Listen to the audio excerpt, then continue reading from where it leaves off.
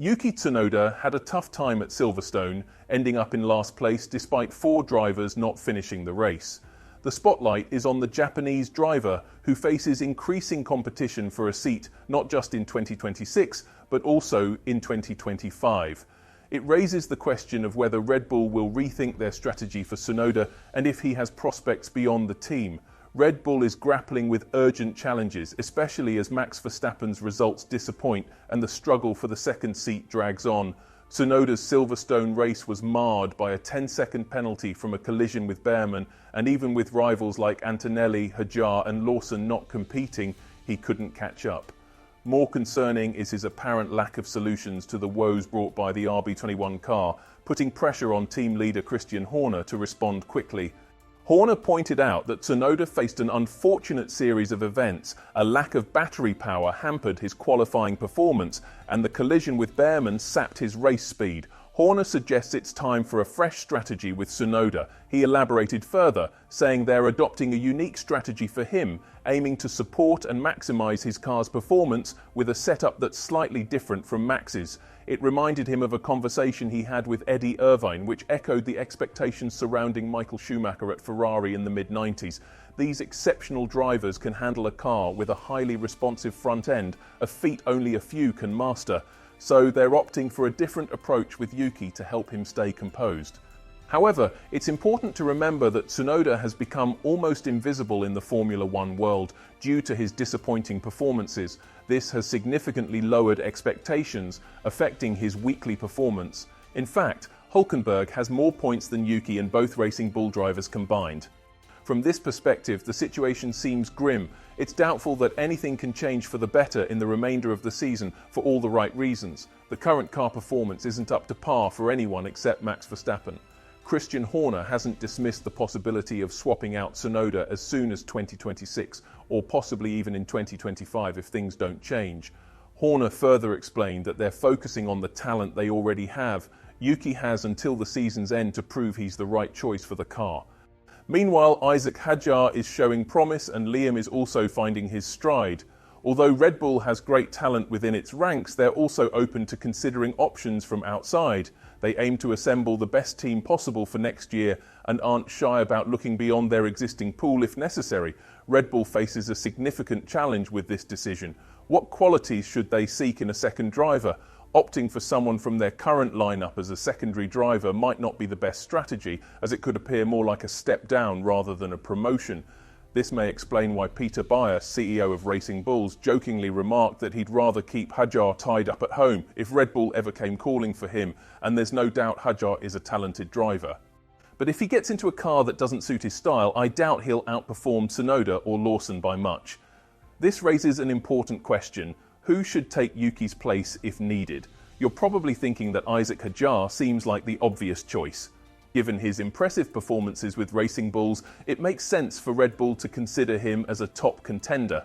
However, considering the underwhelming results seen with Lawson and Tsunoda in the RB21, is moving to Red Bull truly a step up from Racing Bulls? I wouldn't agree that it is.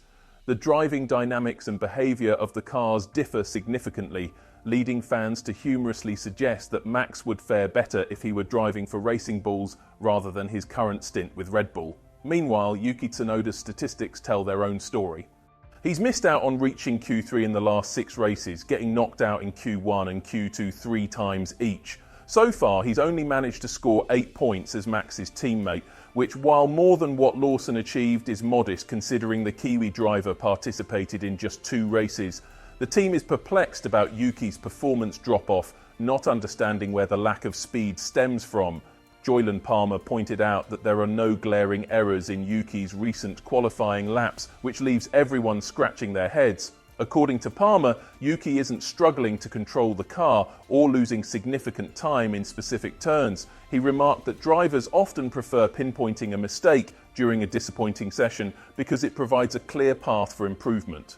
Without a visible error to correct, it's challenging to understand what's amiss or build confidence as the season progresses. Right now, Yuki finds himself in a puzzling situation because there aren't any clear mistakes to blame for his slower performance, leaving both him and the team scratching their heads. You can just pin the car as lackluster performance solely on him either. He's been in a car he's long awaited for 5 years. Unfortunately, things are looking bleak and he'll be facing mounting pressure throughout 2025. The options ahead are clear. Arvid Lindblad is eager for a spot in Racing Bulls, which would require Hadjar to join the Austrian team right away. This might not be the ideal time in his career for such a change, but the seats in the Italian team are meant for scenarios like this, stepping in when a struggling F1 driver like Yuki Tsunoda needs replacing.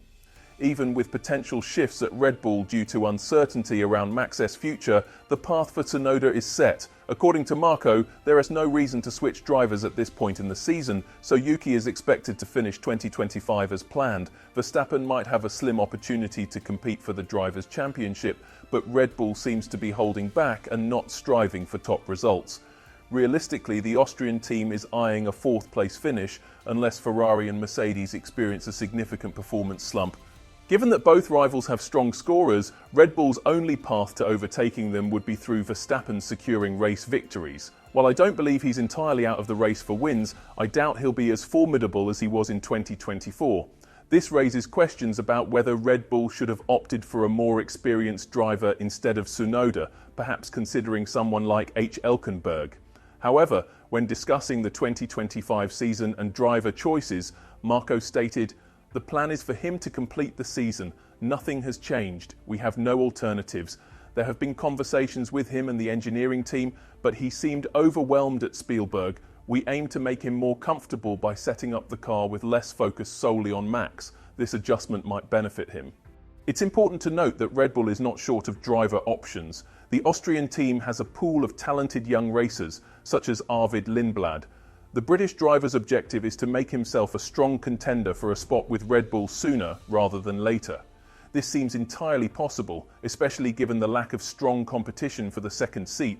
Competitors like Hadjar or Lindblad appear well positioned to step in if there's a need to replace Tsunoda. This summarizes what we currently know about Yuki's future with the team.